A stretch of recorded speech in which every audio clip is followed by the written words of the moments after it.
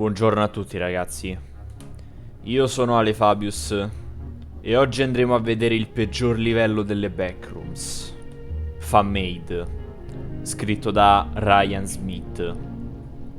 Iniziamo. Eternal Toy Store. Difficoltà di sopravvivenza, classe zona mortale. Rischi ambientali, strettamente inabitabile, potenziale per entità anomale. L'eterno negozio di giocattoli è un livello da cui non si può fuggire. Descrizione. Una volta entrato in questo livello, ti troverai all'esterno di quello che sembra un negozio di giocattoli. Una volta entrato nel negozio, le porte si chiuderanno improvvisamente alle tue spalle e non sarai più in grado di aprirle o di distruggerle in nessun modo. A questo punto, il vagabondo si sentirà confuso e non avrà nessuna via di fuga.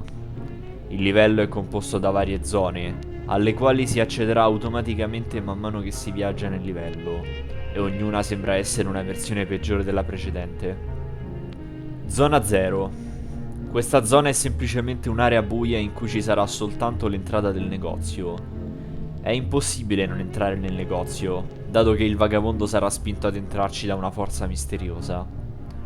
Zona 1. Accessibile dalle porte nell'area 0. Questa zona ha l'aspetto di un normalissimo negozio di giocattoli. Da qui il vagabondo inizierà a sentirsi confuso e disorientato.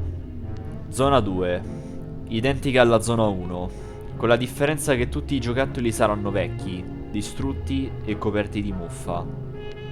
Zona 3. Come nella zona 2, in questa zona ci sono giocattoli rotti e ammuffiti, però con l'aggiunta che anche gli scaffali saranno distrutti e crollati. In questa zona l'ansia e la confusione del vagabondo aumenteranno e inizieranno a comparire le prime allucinazioni. Zona 4. In questa zona le allucinazioni saranno più pesanti e orribili. Tra queste potresti vedere persone attaccare che vengono brutalmente uccise, oppure vedere te stesso venire ucciso. Se si rimane a lungo in questa zona, una voce dagli altoparlanti dirà: sei intrappolato qui per sempre. Non si sa a chi appartenga questa voce. Zona 5. Oltre agli scaffali e ai giocattoli, in questa zona anche i muri, il pavimento e il soffitto del negozio saranno distrutti, e addirittura bucati in alcuni punti. Saranno presenti anche dei binari delle montagne russe, che si estenderanno in giro per il negozio e anche all'interno dei buchi prima menzionati. Zona 6. Da questa zona il livello non avrà più l'aspetto di un negozio di giocattoli, ma si trasformerà in un lungo corridoio buio e oscuro. Non si potrà vedere niente e non ci saranno più giocattoli o nient'altro che possa far pensare ad un negozio di giocattoli. Da questa zona si inizierà a sentire in sottofondo una musica inquietante e ansiosa. Zona 7. Questa zona è solo un vuoto nero come la pece, infinito. Il punto di non ritorno, la fine. Tutti quelli che sono arrivati fino a qui si sono persi nell'oscurità e nessuno ha mai più parlato di loro. Questo è considerato da molti il livello peggiore delle Backrooms. È completamente privo di entità, ma questo non lo rende più sicuro.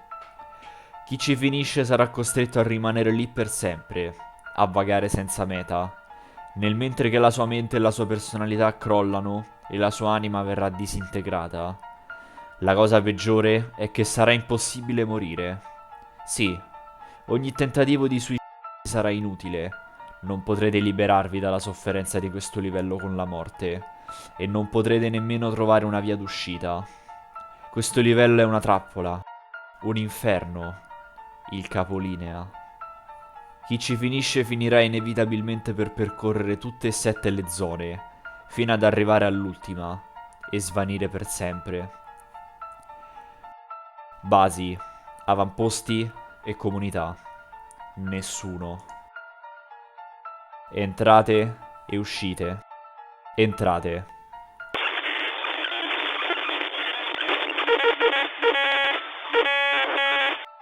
Uscite. Una volta entrati, non c'è modo di lasciare questo livello, nemmeno andando all'altro mondo. Non si sa cosa accada di preciso ai vagabondi che svaniscono nella zona 7, però si pensa che semplicemente cessino di esistere, del tutto, compresa la loro anima. Se mai finirai in questo livello, sappi che non riabbraccerai mai le persone a cui tieni di più e non rivedrai mai più la luce o l'aldilà.